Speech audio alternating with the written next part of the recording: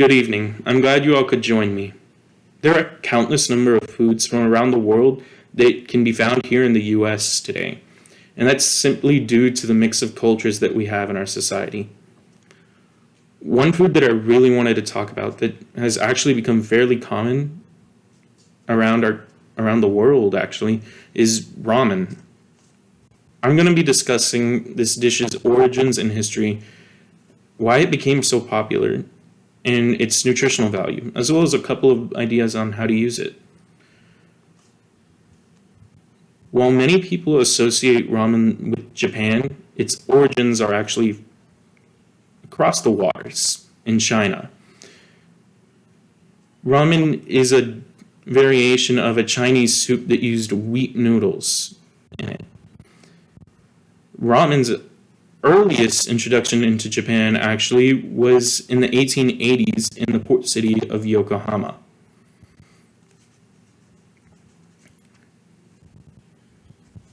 In the 1910s, however, that is when the ramen that we are used to today in eateries started to come around, as Japanese restaurants started to use ingredients that weren't normally used in the Chinese version. They started to incorporate things like soy sauce, roasted pork, pickled bamboo shoots. And around the 1920s and 30s, ramen began to become very popular in the construction and urban areas. Following World War II, as well as the war with China, Japan experienced a large amount of food shortages. This was due to bad crops and harvests, to just simple results of the war itself. Imports from the US are what brought back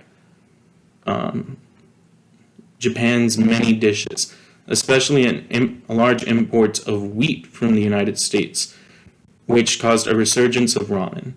Because of its cheap cost to make, it was considered a very helpful dish to have for workers.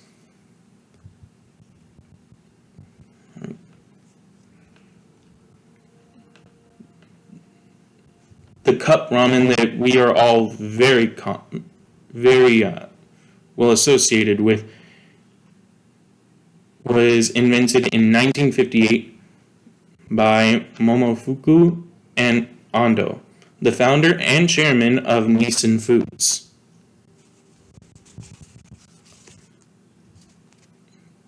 The reason cup ramens were so popular and still are is because of two simple things. They are easy to make and they are cheap, very cheap.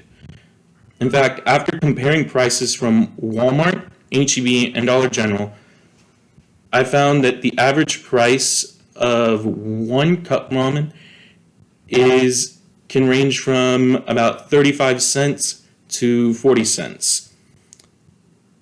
However, despite being a low cost and easy to make food, it does have its drawbacks.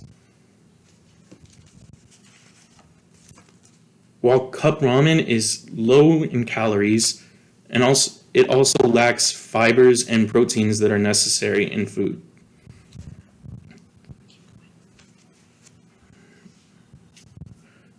Cup noodles also contain a preservative called TBHQ. Now, I don't know how to really pronounce the actual chemical name, but one of the side effects caused by TBHQ when exposed to it for a long period of time or repeatedly over a short period of time can be neurological problems and even lymphoma. A simple way to make this dish a lot healthier is to just cut back on it, make it from scratch, or just add some vegetables to it, really.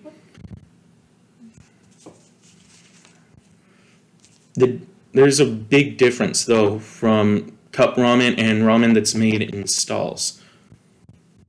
fresh made noodles that are used in ramen that you can get from eateries or just simple stalls are usually made from flour, salt, water, and an alkaline agent that usually provides it with a yellow hue and its chewy flavor and texture.